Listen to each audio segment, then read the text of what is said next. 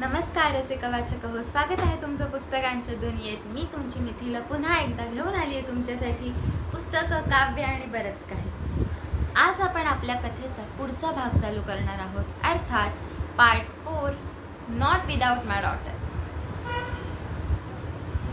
सुरुवातीचे काही दिवस बेट्टी आणि माहतोबने शक्य तितका वेळ जास्त त्यांच्या खोलीतच घालवला। कोणी पाहुणे आले आणि मुडीने बाहेर बोलवलं तरच खोलीच्या बाहेर जायचं, नाहीतर आतमध्येच पलंगावर बसून राहायचं। बिचारी माहतोब अमेरिकेहून येताना हट्टाने सोबत आणलेला बनी सोडला तर तिच्यासोबत खेळायला दुसरं कोणीच नव्हतं। मग ती बेट्टीशीच खेळायची, नाहीतर उकाड्याने जीव अगदी हैराण व्हायचा। रोज दुपारी इराणी दूरदर्शनवर इंग्रजी बातमीपत्र असायचं। मुडी बातम्या ऐकायला बेट्टीला रोज बोलवायचा आणि बेट्टी सुद्धा आतुरतेने जायची। बातम्या ऐकण्यासाठी नाही, पण तिची स्वतःची मातृभाषा तिच्या कानावर पडायची, म्हणून ती त्या बातमीपत्रांची आतुरतेने वाट बघायची। दुपारी 4:30 ला सुरू होणाऱ्या बातम्या कधी 15 मिनिटं चालायच्या तर कधी 20 मिनिटं चालायच्या। अमेरिकन वक्तशीरपणा रक्तात भिनलेल्या बेट्टीला ह्या सगळ्याचं नवलच वाटायचं। बातम्यांच्या पूर्वार्धात इराण-इराकमध्ये चालू असलेल्या युद्धाबद्दलच्या बातम्या असायच्या। इराकच्या किती तुकड्या युद्धात कामी आल्या, किती माणसं मेली, ह्याचे सगळ्यांचे मोठे मोठे शब्द वापरून वर्णन केलेलं असायचं। पण इराणची किती माणसं कामी आली ह्याच्याबद्दल मात्र एकही शब्द नसायचा।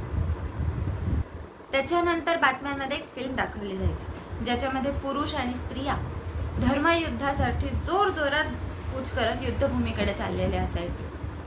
पुरुष लढायला आणि स्त्रिया त्यांचा स्वयंपाक करायला। आणि या फिल्मच्या शेवटी सगळ्या स्त्री पुरुषांनी मोठ्या संख्येने या धर्मयुद्धात सहभागी व्हावं असं एक आवाहन केलेलं असायचं। शेवटची फक्त 3 मिनिटं हे जागतिक बातम्यांसाठी दिलेली असायची आणि त्याच्यामध्येही अमेरिकेवर खोटे नाट्य आरोप आणि धादांत खोट्या गोष्टी पसरवल्या जायच्या। काय तर म्हणे अमेरिकेमध्ये एड्सने माणसं पटापट मरताय, काही पण। ह्या सगळ्या बातम्यांचा बेट्टीला लवकरच वीट आला आणि ती विचार करायला लागली, जर का इंग्रजी बातमीपत्रांमध्ये अशा बातम्या सांगतात तर नेहमीच्या इराणी बातम्यांमध्ये काय काय सांगत असतील। सय्यद सलाम घोडसी उर्फ बाबा हाजी यांचं घरात एक मोठं प्रस्थ होतं। ते स्वतः विशेष कधी घरी पण नसत। पहाटे लवकर उठून एकदा आवरलं की ते कामाला जायचे, ते रात्रीच उशिरा घरी यायचे, पण तरीही दिवसभर त्यांच्या नावाचा घरामध्ये दबदबा जाणवायचा।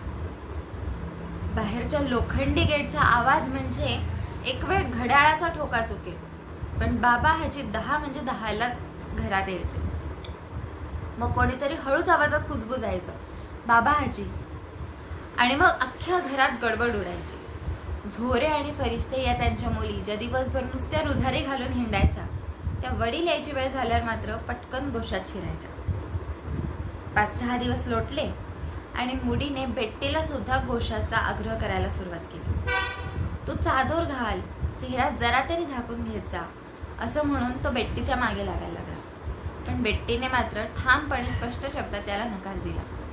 मी अमेरिकन असल्यामुळे मला गोशा घालायची शक्ती होणार नाही, ह्या अटीवरच मी इथे आलेली, हे तिने ठणकावून सांगितलं। पण मग मुडी म्हणायला लागला, अगं तू चेहरा झाकत नाहीस म्हणून बाबाजी रागवलेत, शेवटी हे त्यांचंच घर आहे। तो समजावणीच्या सुरात म्हटला खरा, पण ते सगळं वरवरचं नाटक होतं, कारण आता त्याच्या आवाजामध्ये एक उद्धटपणा, अहंकारीपणा जो ह्याच्या आधी कधी दिसला नव्हता तो दिसायला लागला। मुडीच्या अहंकाराचा बेट्टीला आधीही कधीतरी प्रत्यय येऊन गेला होता, त्याच्यामुळे तिने जास्त वाद न घालता फक्त बाबा हाजींसमोर चेहरा झाकून घ्यायला सुरुवात केली। हे सगळं करताना तिला आतून चीड यायची, पण मग थोडेच दिवस नाटक करायचे, मग पुन्हा आपण अमेरिकेला निघून जाऊ असं म्हणून ती स्वतःची समजूत घालून घ्यायची। नव्याची नवलाई संपली आणि आमेबोझोर तुटकपणे वागायला सुरू झाली। रोज रोज आंघोळ करणं म्हणजे तिला खर्चिक सवय वाटायची आणि ह्याच्यावरून तिने मुडीला सुनवायला पण सुरुवात केली। मुडीला म्हणाली, तुम्ही येणार म्हणून खास हमूममध्ये जाऊन, हमूम म्हणजे तिथलं सार्वजनिक स्नानगृह, तिथे जाऊन मी आंघोळ केलेली आणि ह्याच्या पुढचे काही दिवस तरी माझा आंघोळीचा बेत नाही, त्याच्यामुळे तुम्ही हे रोज रोज आंघोळ करणं सोडून द्या, असं ती मुडीला सांगायला लागली. मुडीला अमेरिकन राहणीमानाची सवय झाल्यामुळे आम्ही रोज आंघोळ करणार हे त्याचं वैतागून वाक्य. कोणीच कोणाचं ऐकायला तयार नाही. आम्ही बोजोर्गच काय, पण घरातली इतर मंडळी सुद्धा कित्येक दिवस त्या उकाड्यामध्ये सुद्धा अंघोळ न करता तशाच वास मारणाऱ्या कपड्यांनी घरभर फिरायचे. कोणीच कोणाचं ऐकेना म्हटल्यावर बाकीची मंडळी आहे तशीच घाणेरड्या वासासकट राहायला लागली आणि ह्याही तिघांच्या रोजच्या आंघोळी चालूच राहायला लागली. स्वतःच्या वैयक्तिक बाबतीत स्वच्छतेचा इतका आग्रह धरणारा मुडी, पण त्याच्या आजूबाजूची घाण त्याला कशी काय दिसत नव्हती, हा बेट्टीला नेहमीचा पडणारा प्रश्न. जेवायला बसले की भातामध्ये अखंड पोरकिडे वळवळायचे. ती मुडीला दाखवायची, मुडी भातात बघ किती पोरकिडे. पण मुडी तिला समजून घेण्याच्या जागी उलट तिच्यावरच ओरडायचा, काहीतरीच काय सांगतेस, तुला मुळात इथलं काही आवडून घ्यायचंच नाही असं तू ठरवलं, असं म्हणून तो उलटा तिच्यावर रागवायचा. शेवटी एक दिवस एक अखेरचा उपाय म्हणून जेवायला बसल्यावर ताटातले असंख्य पोरकिडे तिने हळूच वेचून काढले आणि कोणाचेही नकळत मुडीच्या ताटात टाकून दिले. ताटामध्ये एकही कण वाया घालवायचा नाही असा नियम असल्यामुळे मुडीला मुकाट्याने ते सगळं खावं लागलं. तेव्हा नाईलाजाने का होईना पण बेट्टीचं म्हणणं त्याला मान्य करायला लागलं. रोज संध्याकाळच्या वेळेला धूपदाणीत धूप घालून आम्ही बोजोर्ग भुताखेतांना पळवून लावण्यासाठी घरभर हिंडायचे.